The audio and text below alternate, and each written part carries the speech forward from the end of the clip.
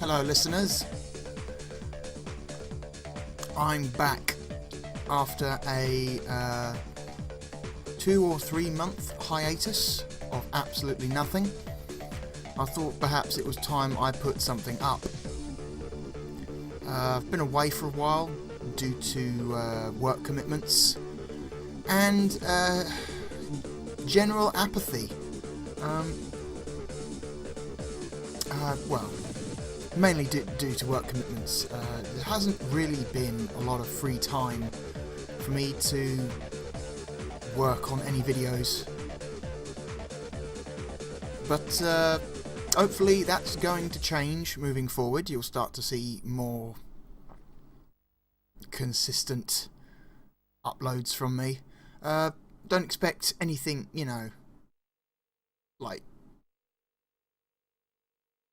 oh god, what's that word? Don't expect anything consistent. It's probably still going to be, you know, gaps between the videos, but, you know, maybe not 2 to 3 months like it has been. So this is Colin McRae Rally 2. This is one of my favourite racing games ever, and my favourite rally game ever. Well, actually no, that's not true. Sega Rally is my favourite rally game. Colin McRae Rally 2 is my second favourite rally game, but you could say it is my favourite simulation rally game, since the last thing Sega Rally is a simulation. So first thing I'm going to do, I'm going to load up my driver profile. This is running off an actual copy of the PlayStation 1 version of Colin McRae 2. This is running on a PS2 over S-Video, so if you want to know why the game might look a bit soft around the edges, that is why. My Ava Media card has decided to stop accepting audio from HDMI inputs for some reason, so this is running in the PS2 because it still accepts audio through analog. Right, Colin McRae Rally 2. This game is awesome. This is probably one of the best games on the PlayStation 1. This is one of the best driving games ever made. This is probably the best, well, one of the best games Codemasters has ever put out. This is fantastic. It came out in 2000, I think, year 2000. So this is quite a late PS1 game. I'm just going to say right now, I'm going to set it to novice because I'm going to suck at this game because of 2 reasons. 1, because I'm talking, I'm having to divide my attention between you and the game, and 2, because I haven't really played this in about 3 years, so yeah. We're playing on a save that has all the tracks and cars unlocked. So this game's got quite a few vehicles in it. You've got the standard Ford Focus, the 99 Ford Focus, Ford Focus alternate colour schemes, same with the Mitsubishi Lancer, quite a few Mitsubishi Lancers, road car variant, Toyota Corolla, Subaru Impreza. You can't really have a racing game without the classic Subaru with a blue paint job, can you? Peugeot 206, Seat Cordoba, Lancia Integrale, alternate colour schemes, Sierra Cosworths, Mini Cooper, because why not? Metro 6R4, the Lancia Stratos, again, just like the classic Subaru. You can't have a serious racing game without a Lancia Stratos in there somewhere. Peugeot 205. We're going to go with... why not? Let's go with a Mini Cooper. Fuck it. And... let's go UK. I love the style of the menus. The menus have got real style to it. This is the most diverse rally of the championship. you will find yourself driving on gravel, mud and tarmac with rain and fog as your enemy. A difficult one to judge due to the varying British weather.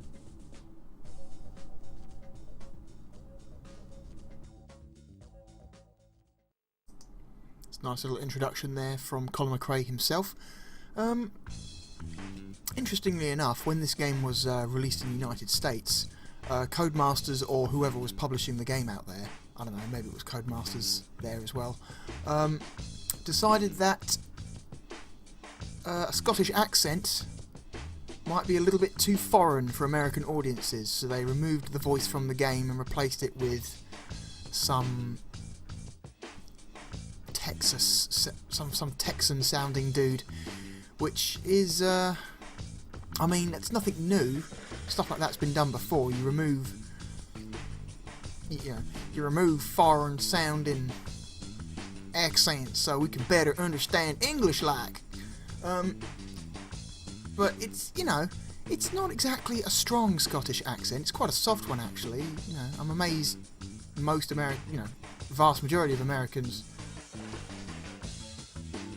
wouldn't have trouble with it. Also, it kind of it means something else, because it's not just any dude's voice you're removing from the game. You just replaced Colin McRae himself, the dude whose name is on the box. So it's for that reason why I consider European versions of Colin McRae Rally 2 to be the best versions of the game. I mean, primarily just that reason, really. There's no really any other reason, I guess. Yeah, it's just the fact that you took out the one part of this game that actually was Colin McRae. That's weird. Not gonna lie. I think that's weird.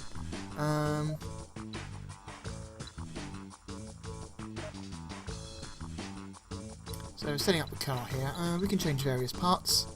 Change the tyres, gravel, tarmac, mud, snow, gearbox, adjustment, suspension.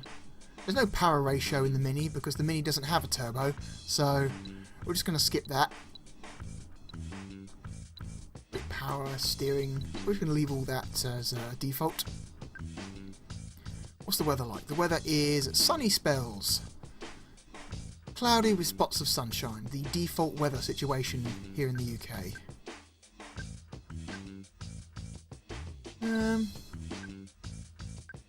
Don't really need to do any repairs right now, we haven't even done a single stage. So, we're going to race. Yeah, this game is fantastic. It won multiple awards, it was a bestseller here in Europe. Hardly surprising, because, well, traditional rally driving is a very European type of motorsport. I couldn't really imagine it doing that well in the States. It's the kind of thing that, you know, point-to-point time trials, basically. It's all it is for people who don't know. There are no other cars on the track. Well, in real life there are, but the distance between the cars is so great there may as well never be cars on the track. I'm already behind the time, so I imagine the Mini's not exactly the fastest of the cars. I expect the Mini Cooper is probably the Dan Hibiki of Colin McRae. It's like, it's in there just for laughs. You're not really expected to be competitive with it.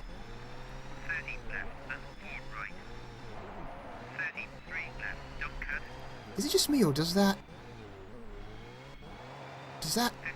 license plate on the back say LOL 8 capital D?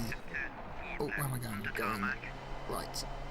Oh, I'm not going right. Wait, yes I am going right. I'm going left. Yeah. I wasn't paying attention to the road there, I was too busy looking at that fucking number plate. Does that seriously say LOL XD as in not XD, but 8D as in, like, smiley face?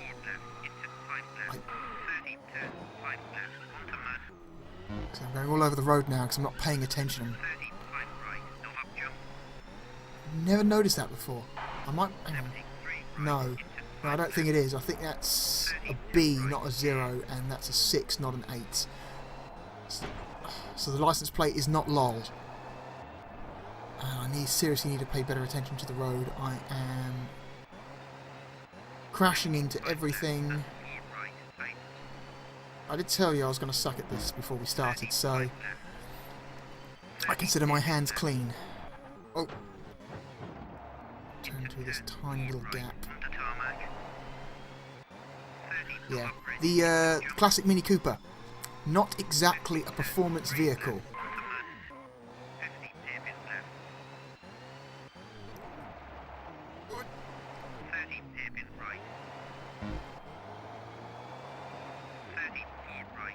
And these double hairpins, seriously, what? That's a bit much. Yes, this game is one of the best,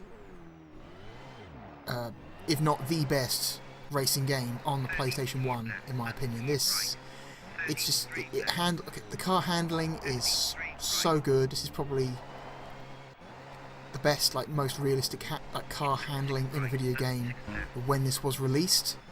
This was a serious attempt at simulation in terms of car handling. And damage. There's a very detailed damage engine for the PlayStation 1 going on. You can dent up the car, you can break windows, smash headlights, you can even damage internal components, which affects how the car handles in a realistic way. So you can bust up your axles, your tyres, your engine, your gearbox. It all affects the cars in realistic ways. You even get the little burst of flame when the car changes gear at the back there. I'm not sure if a Mini Cooper would actually do that. I don't think a Mini Cooper's really got the horsepower. Who knows? Maybe it's custom. Maybe they've got like a V6 under the hood down there or something. That would be hilarious. Just customise this classic Mini Cooper to be a muscle car. That would be insane. That would be just hilarious enough to be worth doing. And the cars themselves are very detailed. You know, there's a lot of detail going on. I mean, there's a dude inside the car. I believe there's actually an in-car view, complete with dials and steering wheel and hands on the wheel. I mean, by today's standards, it's very crude looking, but back then it was very, very impressive looking stuff. This is, like, by PlayStation 1 standards, a beautiful game.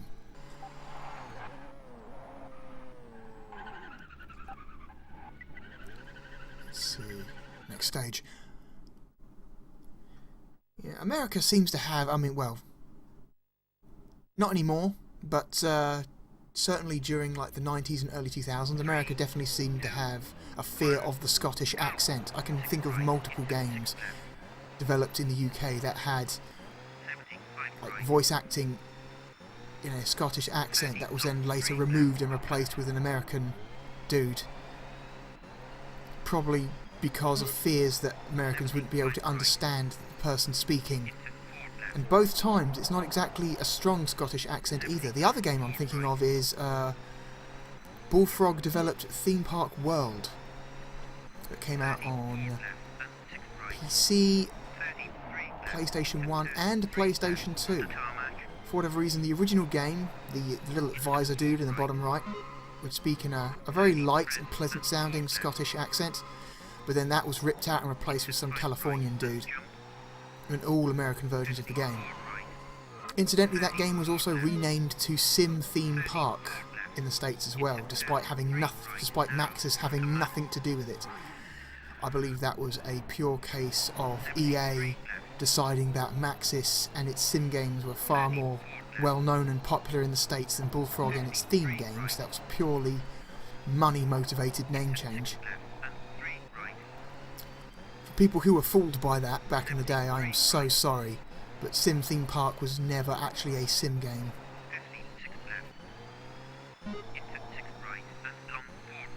Theme Park World was its first and best name.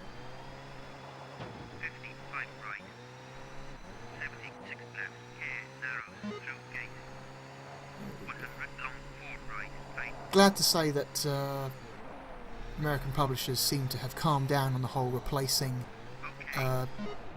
voice actors, and are quite content to have foreign accents in their games now, which is nice. Man, we've busted up the front of our Mini quite a bit. We've cracked some of the glass, we've smashed the right front headlight. I don't think we've done that much damage to the internals now, though, which is good. I did much better on that stage. Yeah. First place. Ah, 6th place in the rally though. Got some time to make up. Let's go to the next stage.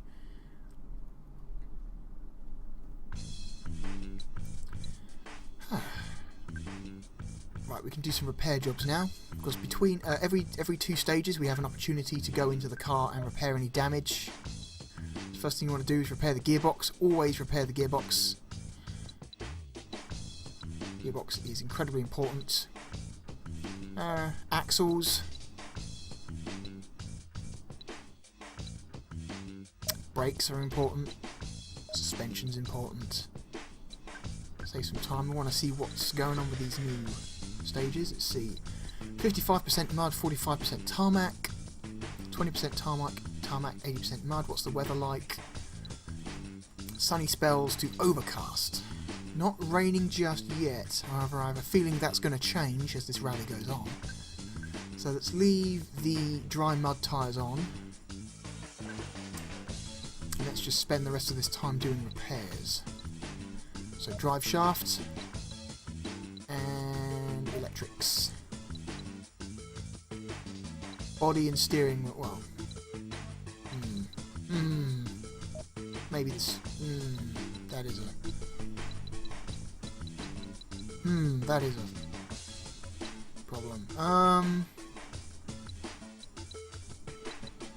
Let's go electrics. Sod it. Race. Yeah. I think Colin McRae Rally 2 is also not only the best Colin McRae game on the PS1, but it's also probably the best, at least among its fans, the best Colin McRae game of the original Colin McRae series, not including the Dirt games. Well, technically most of the Dirt games don't count as rally games, so I guess you could say it's still one of the, the best rally game, because Colin McRae 3, 4 and inexplicably named 2005 just felt like they weren't really doing anything new. It just felt like they reached Colin McRae 2 and then they were happy enough with how the cars handled that they decided not to improve it anymore. And the PS2 Colin McRae games just feel like just newer iterations of Colin McRae 2. It's like, it's Colin McRae 2 again, just with better graphics. That's what those games felt like to me. It felt like the series as a whole during those years was spinning its wheels. No pun intended. Yeah, and then the clearly Codemasters must have realised this and decided to completely, drastically change the series with the Dirt games for the PlayStation 3 and Xbox 360. Oh, that was bad. Took that corner very poorly. Dirt 1 was very much a rally game. That is a primarily point-to-point. Oh, wrong way. I totally turned the wrong way in that corner. That's me not paying attention to my co-driver. I'm sorry, co-driver. You go right on telling me what corners to take. And watch as I take them poorly. Around this Downton Abbey arse looking house. Where was I? Dirt, yes.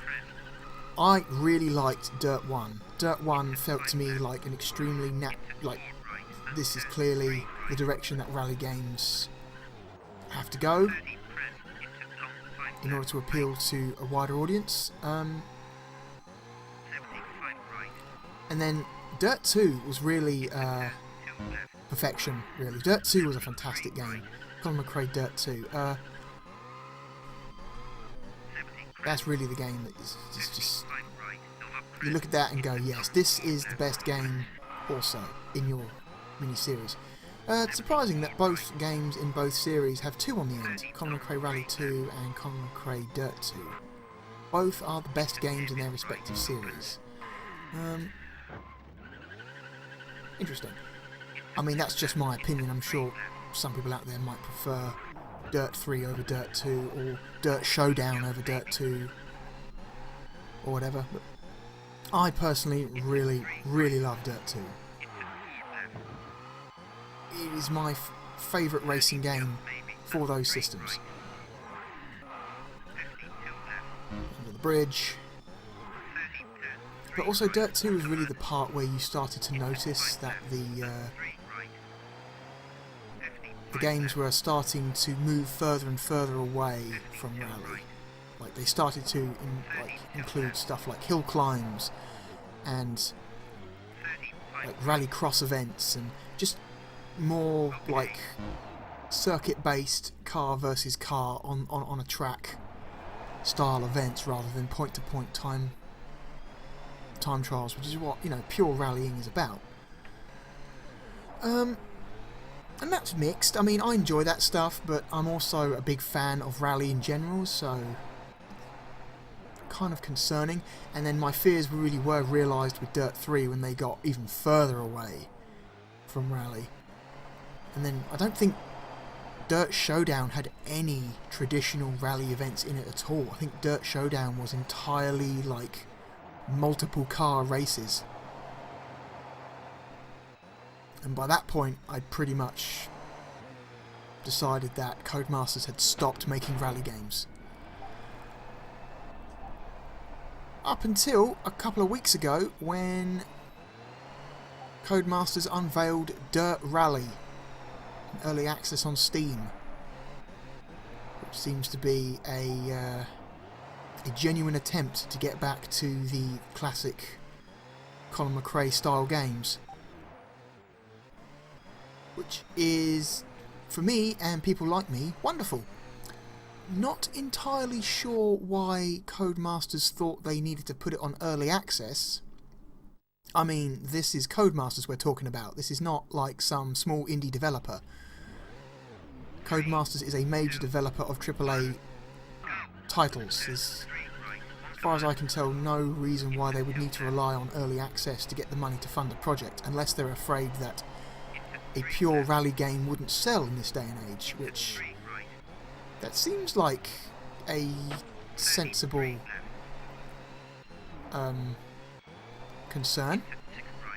And I expect if anyone would know, it's those guys. Maybe they noticed that rally games just didn't sell as well as they used to during the PS2 and Xbox era. And that's why they decided to make the shift into the dirt games to begin with.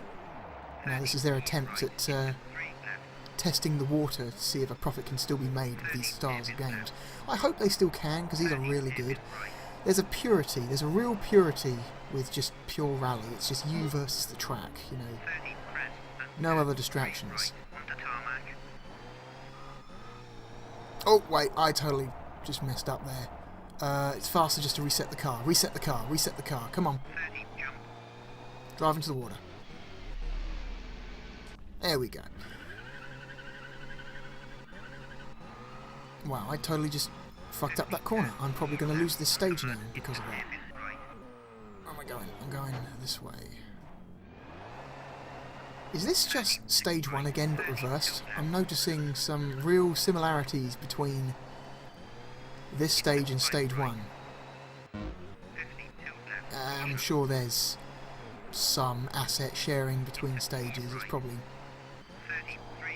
not as bad as I think it is. Okay, haystacks. Oh, haystacks made of concrete, seemingly. Yeah. This is the day before destructible foliage. So stuff like shrubberies and small bushes and haystacks will stop your car dead. So you've got to be really wary of that stuff. Wait, I should be paying more attention to my co-driver. I am totally ignoring him right now, and it is showing. Oh my goodness. Left again.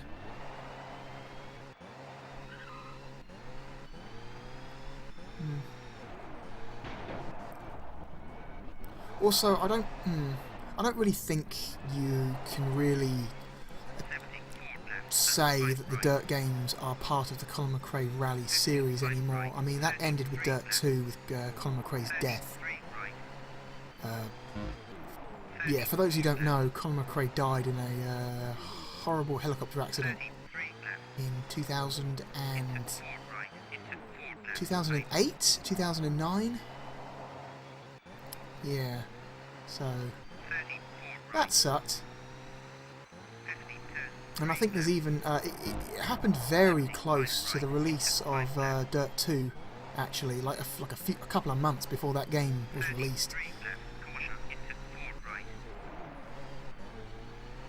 There's a there's a nice touch. Codemasters put in a well, there's a achievement or trophy in Dirt 2, I believe, that you get when you get I think gold trophies for every single regular rally event in that game. You get a little achievement called For Colin, which is a nice little touch.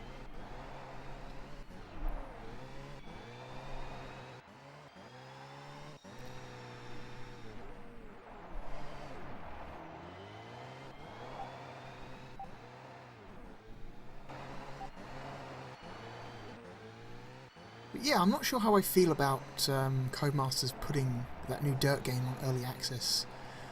It feels, I don't know, it feels wrong in a way. A developer, publisher of the size of Codemasters shouldn't need to rely on stuff like early access. I feel like that stuff was created for the purpose of helping smaller developers and indies get their foot on the ladder, but I guess, you know, you let one in, you gotta let them all in.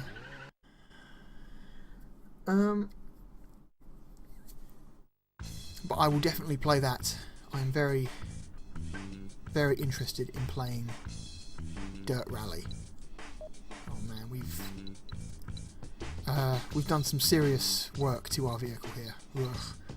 Axle, steering, brakes. So what can we get away with? 6, 4, 8.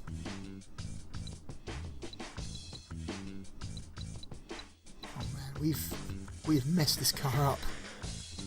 It's all dented up, everything's wrecked.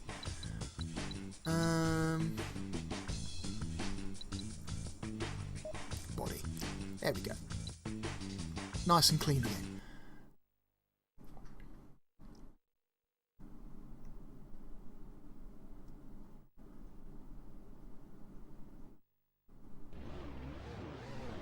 I feel like specialist racing games in general are being pushed into, like, more and more being pushed into a niche market lately over the last several years. Like, the number of like simulation style racing games popping up on Steam from like small developers is increasing. You know, there's Assetto Corsa, there's another one that I can't remember the name of right now. Now there's Dirt Rally. It seems that like the mainstream appeal of like specialist racing games seems to be, I mean, with the sole exception of games like Forza Motorsport, then again I guess you could argue that even Forza's Motorsport seems to be pushing itself more and more in the direction of like arcade racing lately with the Horizon games. The Horizon games are really good, but they are, I wouldn't exactly call them simulation driving, you know. Then again, you know, that stuff is there in a certain capacity for people who want it with the regular Forza games. Although that last Forza game was kind of a disappointment, I feel. At least that's what I've heard. I haven't played the newest one yet because I do not have an Xbox One. But the vast majority of what I've heard about that game from people with opinions I trust say that it's maybe the worst Forza in quite a while. I'm swirling all over the road right now. Even that last Gran Turismo game, was it Gran Turismo 6? It seemed like it didn't do as well as those games generally do. It's like, it used to be an event when a Gran Turismo game came out, you know. It used to be the guaranteed bestseller, at least in Europe, for the next 2 months. Every time a Gran Turismo game got released, but it seems like that wasn't really the case with GT6. And I don't think that was any real fault of the game as such. I think it may be, just like I said, mainstream appetite seemed to be drifting away from pure simulation racing.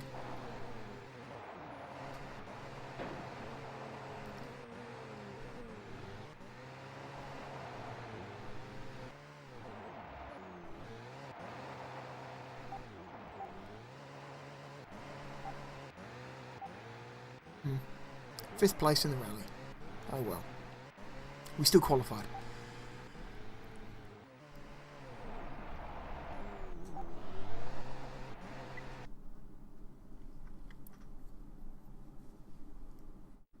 Look at some other stuff.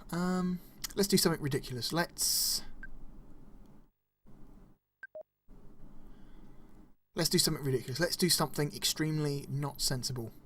Just to end this video on. Something interesting. Nope. Let's go to rally, single stage. Let's take out the Lancia Stratos for a spin, and let's do it. Which country is the most snowy? I think it's Sweden. Yes, 100% snow. 80% snow, 20% ice. Clearly that's the winner, because it's the only one with ice. Like Blizzard. So an extremely overpowered and squirrely car on an extremely slippery track in extremely bad weather. How could this possibly go wrong?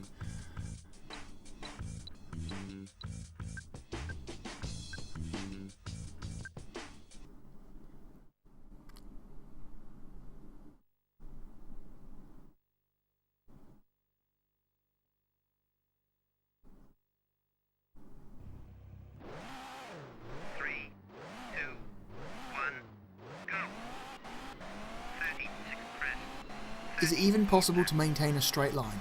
Probably not. Oh god. Oh god. I'm going everywhere. I can't stop.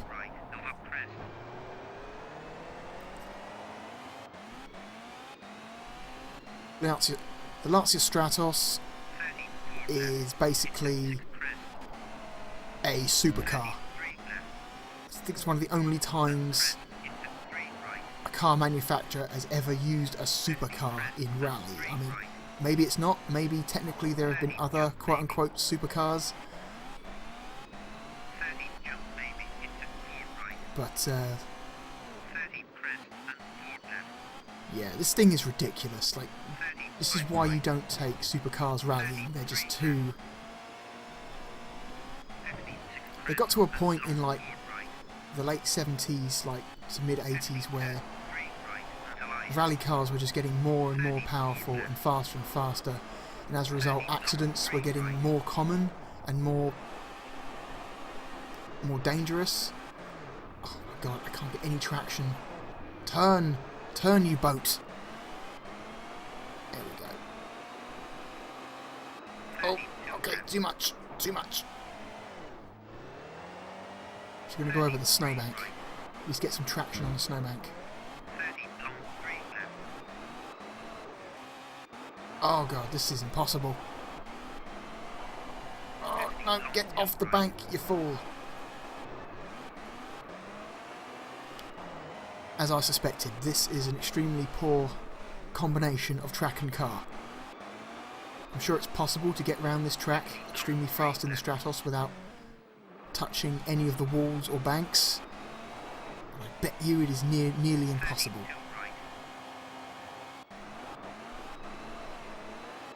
Oh my goodness.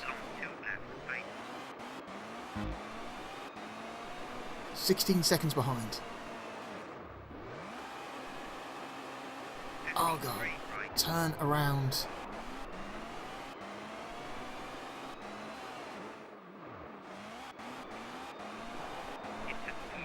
Oh my goodness, this is...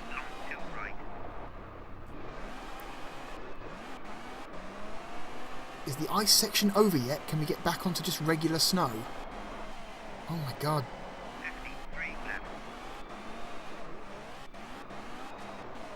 Did they model the inside of the Stratos? Oh, they did. Let's go in-car view. Why not? Lancia Stratos, snow-covered track, in-car view. This is going to go spectacularly, I'm sure. Oh, yes. Ouch.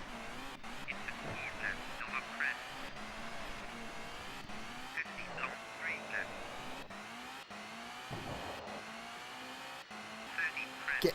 Oh my goodness. No, no, no. Stop turning. Right. I can't... This is... To utilise the handbrake more than I would like, just to get the car facing forwards. Oh goodness.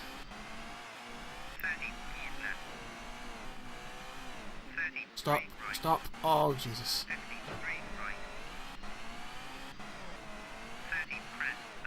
Oof. So on an unrelated note, I purchased a bunch of old Doom engine first-person shooters off Steam the other day. Not necessarily all id stuff either. I mean, most of it is id stuff since it's an id engine. They probably used it the most. So it's stuff like, you know, Heretic, Hexen, Doom, of course, Doom 2, and Dark Forces, which is really good. Star Wars Dark Forces, which I guess now that the extended universe has been gutted, is no longer canon. So that whole mission at the very start of Dark Forces, where you're capturing the Death Star plans, never happened. It was never a thing. Dark Forces is a really good game. I want to play some Dark Forces soon. That might be the next video I put up, actually. In some capacity. Well, maybe not the next one, but in the relatively near future, Dark Forces is most likely going to be a video I upload. I think I would enjoy that very much, because I have some extremely strong and positive memories of playing Dark Forces back in the day. Specifically the PC version. I never played the PlayStation 1 port.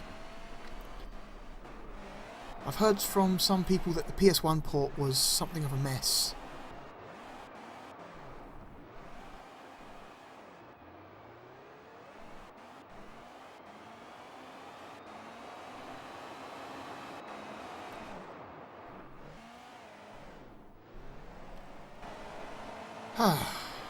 Just admiring my extremely poor driving on this track.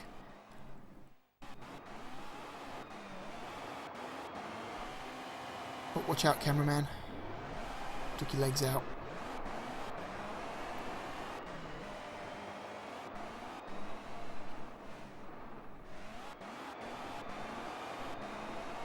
Car models in this game are really nice. I don't think there's another PS1 game with the car models of this detailed.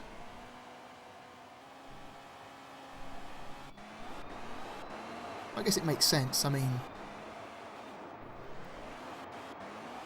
by the year 2000, I expect the PS1 hardware had been pretty much, in terms of like ability, had been pretty much cracked by the vast majority of developers who were still developing for it. So most PS1 games at this point are visually very impressive. I mean, look, it looks nice and detailed. The frame rate is nice and smooth. Like, I don't think there's a single like case of frame rate dropping in this entire game that I've ever encountered. This game has an incredibly smooth frame rate, which for a PS1 game is also very impressive. Codemasters really knew their stuff.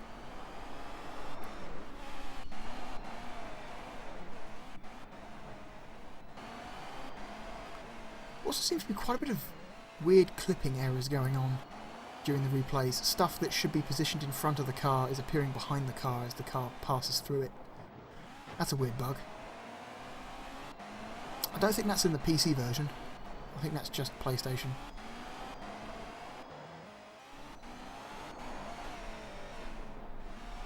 Some air there. Yeah, once you've experienced the ice, the snow is no problem. Snow feels like tarmac after you've spent 5 minutes dancing around on the ice.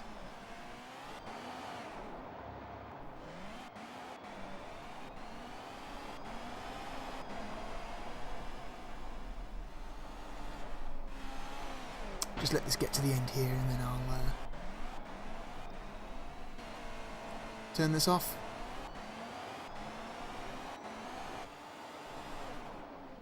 This could have been a stream. I was contemplating doing this as a stream, but I've been having problems with my internet lately, and I didn't want to risk having a poor quality stream, so I decided to pre-record this as a change. Hope you guys don't mind. Also, I'm sorry for the months-long hiatus. That shouldn't be a problem anymore, in theory. I will attempt to at least maintain some kind of regularity.